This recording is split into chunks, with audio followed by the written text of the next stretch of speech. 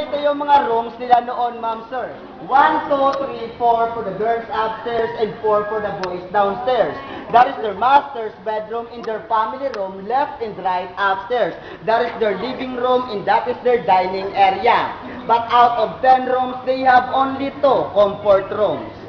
O bakit? Bakit sa laki naman siya wala yung comfort rooms? Eh malawak na yung tubuhan noon. So doon na muna. And during that time kasi, instead of comfort rooms for every room, they used orinola. Diba even sa mga old houses or even sa mga matatandaan dito, gumagamit pa rin naman sila ng mga orinola. You know what? Kung hindi matibay yung pag-construct ng bahay na to, bumagsak na to for 3 days na umaapoy ang bahay. Tatlong araw? On the first day, hindi 4. Natural pa. Grabe! Na umaapoy ang bahay. On the first day that they attempt to burn this house, they use 3 drums of gasoline, but nothing happened.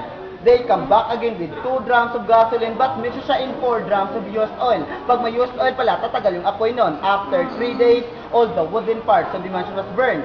So maybe one of the reasons kung bakit umabot ng 3 araw, it's because of the hardwoods.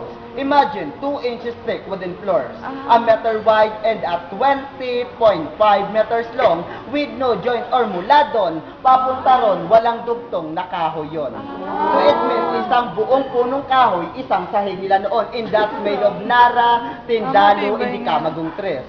Pero kung nasunog man lahat ng mga wooden floors nila, all the tiles are still original from Spain.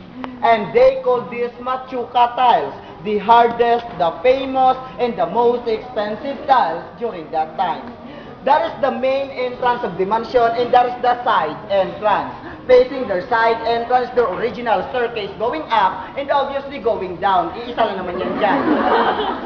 And dyan nyo rin makikita yung Belvedere na tinatawag nila. Itanong nyo lang sa akin kung ano yung Belvedere. Huwag na pa-spell sa akin yun.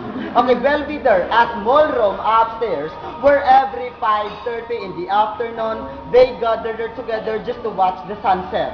And dyan tatayo si Don Mariano at sasabihin, lahat ng matatanaw ko ay akin. Naniniwala kayo doon? Ako naniniwala ako. Pero unfair lang isipin. Kasi kung yun lang yung basihan ng pagkuha ng properties noon, lahat na makikita mo sa'yo, diswerte ng mga duling.